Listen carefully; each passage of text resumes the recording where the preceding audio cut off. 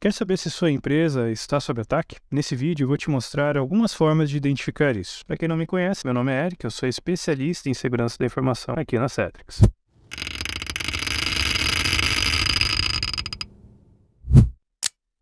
Bom, pessoal, antes de efetivamente mostrar como que a gente pode identificar um ataque dentro de uma rede e saber se a nossa empresa está sob ataque, é importante saber como que funciona, do ponto de vista técnico, o funcionamento de um ataque a uma rede corporativa. Para isso, eu vou mostrar para vocês aqui o Mitre Attack. É uma organização sem fins lucrativos que tem esse framework que demonstra o funcionamento de um ataque contra uma organização. Então aqui a gente tem várias etapas, eu não vou detalhar exatamente cada uma dessas etapas, mas basicamente cada uma delas possui uma série de técnicas que podem ser utilizadas durante o ataque e que um atacante que de fato quer chegar dentro da organização tende a usar. Ultimamente, as empresas têm se preocupado muito com o ransomware, Uma coisa interessante de se notar é que o ransomware ele tem como característica fazer a criptografia dos dados. Só que essa etapa de criptografia dos dados acontece só no final da cadeia de ataque, na etapa de impacto. E até esse ransomware chegar dentro da rede e ser executado, por exemplo, ou ele ser detectado e percebido pela organização, muitas etapas já foram executadas por parte do atacante, começando lá com acesso inicial, execução, persistência e uma série de ações técnicas que são executadas, além de, claro, as etapas iniciais que não dependem de ações técnicas em si,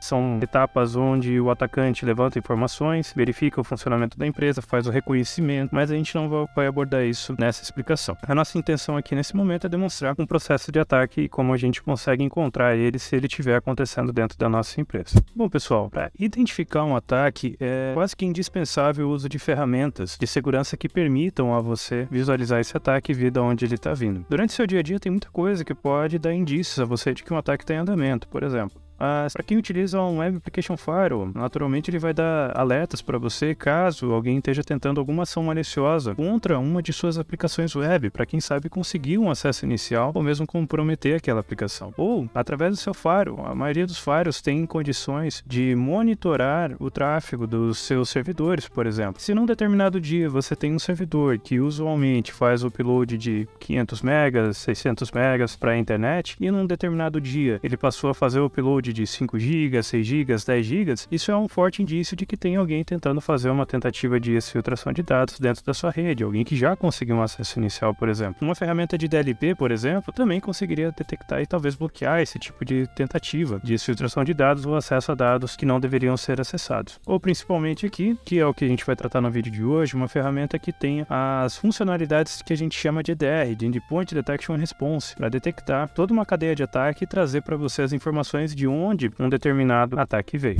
Os recursos que nós vamos mostrar hoje pertencem a um produto da empresa CrowdStrike, que é uma das soluções de EPP EDR que nós temos no nosso portfólio. No cenário de hoje eu quero mostrar para vocês a utilização de uma ferramenta chamada CrowdStrike. Ela é uma solução que tem recursos avançados de investigação e capacidade de EDR, de Endpoint Detection and Response. O cenário que a gente tem hoje a gente tem a console do CrowdStrike fazendo gerenciamento de 2 dispositivos. Nós temos uma máquina com Windows 7 e uma máquina com Windows Server que são monitoradas aqui pelo CrowdStrike. E nesse caso também a gente tem uma máquina atacante que está no IP 10.98.21, uma máquina que roda o Parrot OS, que é um sistema operacional voltado a atacantes. Então, aqui o ataque é realizado contra 2 dispositivos monitorados pelo CrowdStrike e o dispositivo 10.98.21 tem o papel aqui de atacante nessa rede. Para possibilitar esse cenário e demonstração, a gente teve que desabilitar um monte de coisa no CrowdStrike para que ele trouxesse somente a telemetria e não executasse bloqueios contra o ataque que a gente estava executando para fazer essa demonstração. Bom, pessoal, aqui eu estou acessando a interface da minha console do CrowdStrike, onde a gente consegue visualizar algumas coisas. Aqui eu tenho um evento que foi gerado através do servidor Windows Server 2012, que recebeu aqui o ataque de ransomware, e a gente tem mais um evento aqui da máquina com o Windows 7 que também é monitorada pelo CrowdStrike. Nesse caso, eu vou acessar a máquina com o Windows Server 2012 e ver o que aconteceu nela nesse caso aqui. Então, pessoal, essa aqui é a interface do evento de detecção no Windows Server 2012. Olha só que interessante. Aqui já de cara a gente vê que tem um arquivo chamado ANA.exe. Esse arquivo aqui é o famoso WannaCry, que aterrorizou o mundo alguns anos atrás. A gente utilizou ele aqui como exemplo. Mas veja só que interessante. Uma ferramenta de EDR avançado, como o CrowdStrike, tem por sua finalidade trazer o detalhamento das coisas que aconteceram num determinado dispositivo, num determinado evento. Olha só que interessante. Além de dizer que o WannaCry foi executado, ele também diz pra gente quais ações foram tomadas pelo WannaCry, quais processos que estão envolvidos na execução dele, quais chaves de registro foram alteradas ou mesmo conexões que foram abertas por esse executável aqui. Mas olha só que interessante, ele diz pra gente o que foi utilizado, mas não só o que foi utilizado, né, mas também o que determinadas ações podem significar. Por exemplo, se a gente vem aqui no wmic.exe, a gente pode ver que ele foi utilizado pelo executável do WannaCry e ele foi detectado com uma tentativa de apagar backups do sistema operacional. Uma característica de ransomware é tomar esse tipo de ação, evitar que o sistema operacional volte a funcionar e que o administrador consiga recuperar o sistema. A gente pode ir passando por cada um desses executáveis e vendo do que se trata, mas eu vou destacar alguns pontos em principal aqui que são interessantes de se ver. A gente pode ver que o WannaCry, por conta de a gente estar utilizando uma solução com EDR, foi trazido por um PowerShell.exe. E essa é uma característica dos ataques avançados. A tendência é que esse WannaCry seja trazido por outro executável, por outro processo. Ele não chega aqui aleatoriamente nesse dispositivo. Tem uma cadeia de ataque envolvida aqui. E é isso que a gente quer ver aqui. A gente pode ver que tem o PowerShell e também o PowerShell, além do WannaCry, ele trouxe mais alguma coisa. Aqui a gente simulou também uma instalação do Dropbox nesse cenário, a utilização dele como forma de fazer uma possível exfiltração de dados. A tendência é que o atacante não execute o ransomware de imediato. Ele vai tentar levar os dados embora primeiro para depois fazer aquilo que a gente chama de double extortion. Ele vai tentar extorquir a empresa duas vezes, né? Não só para devolver a chave, né,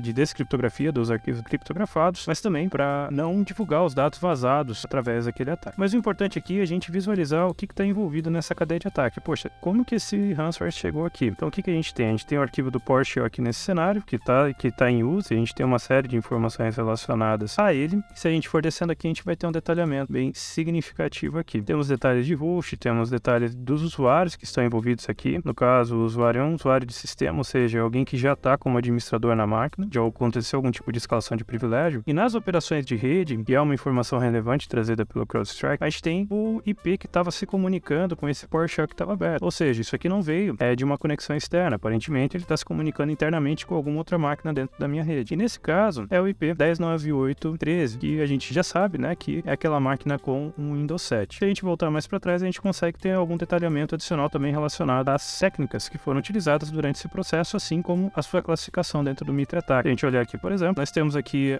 um reverse shell, são shells que são abertas de dentro para fora, vamos dizer assim, para que o atacante tenha acesso externo ao dispositivo. Esse shell pode ser aberto através de uma vulnerabilidade, que é o que foi o caso desse cenário. A gente pode ver que também quem abriu o PowerShell foi um CMD, também tem um detalhamento que por sua vez veio através do services.exe. Uma informação interessante, a gente consegue ver até mesmo os processos e serviços que estavam em execução nesse dispositivo durante a execução desse ataque. Eu vou expandir aqui, e aqui a gente consegue visualizar todo mundo que estava em uso naquele dispositivo. Pode ser que um desses executáveis façam parte dessa cadeia de ataque também. Cabe a investigação para entender em cada cenário. Mas o que a gente vai fazer agora? A gente vai lá para aquele IP 10.98.13, que é a máquina com o Windows 7, e verificar o que aconteceu naquela máquina, para ver se a gente consegue chegar à identificação de onde vem o acesso inicial. Então, vou voltar aqui e vou clicar no evento que a gente tem relacionado a Windows 7. Vou também passar para o gráfico de visualização, para que a gente entenda.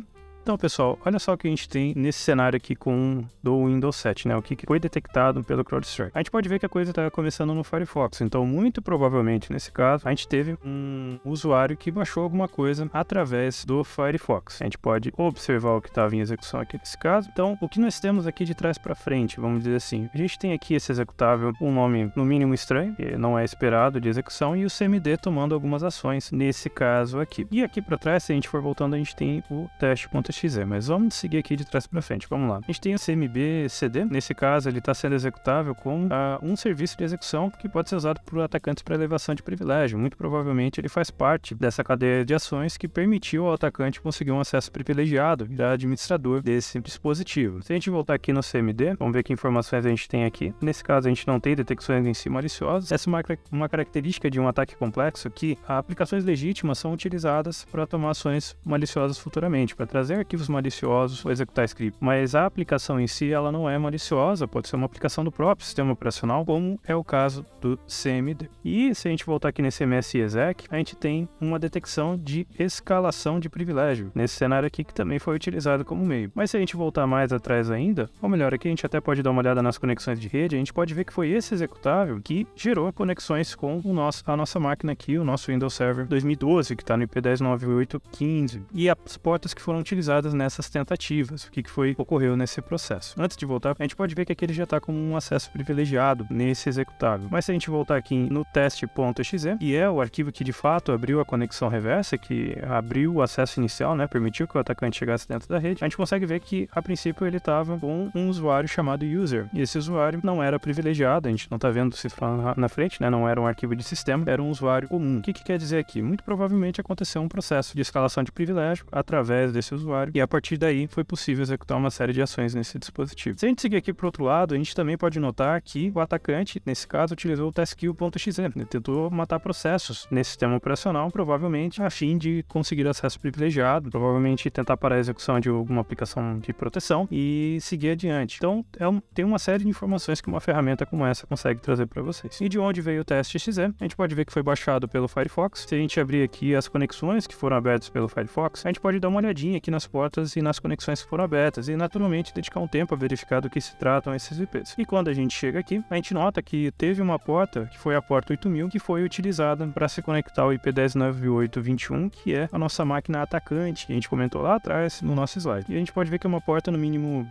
inesperada, e foi através dela que esse arquivo foi baixado. Como que ele foi baixado? Aí cabe partir para continuar a investigação. A gente pode ser que a gente tenha um cenário onde o usuário tenha recebido esse link por e-mail e tenha clicado nesse link. Pode ser um cenário que ele estivesse navegando na internet, tenha clicado no link e tenha baixado esse artefato sem saber. O artefato também pode ser embutido em qualquer outra aplicação, né, e ser executável de forma enganosa para o usuário. E nesse cenário foi assim que esse acesso inicial se deu, né? Foi através desse artefato que chegou aqui. Mas existem muitas formas que isso poderia ter começado. Poderia ser por uma aplicação web que gerou, que tinha vulnerabilidades, né, e permitiu. Pode ser por uma aplicação que tivesse aberto numa porta dentro do firewall da rede. Então, sempre cabe a investigação de entender como que isso chegou dentro da rede e como que esse IP foi parar ali naquele dispositivo. Bom, pessoal, é isso. É fundamental para toda organização hoje saber o que está acontecendo dentro da própria rede. Nesse cenário, a gente teve um exemplo que envolvia a execução de fato de um ataque, mas uma ferramenta como essa pode possibilitar que você encontre outras ações que envolvam um possível acesso que está em andamento. Alguém dentro da sua rede tomando ações que não necessariamente são maliciosas em si para encontrar informações, identificar vulnerabilidades e planejar um ataque bem sucedido para que a sua empresa depois fique comprometida e sofra com a interrupção do serviço, ok? Se você tiver necessidades voltadas à segurança da informação, entre em contato com a Cetrix no link aqui abaixo e você vai ter todo o apoio no que diz respeito à segurança para lidar com cenários como esse, ok? Forte abraço e até mais!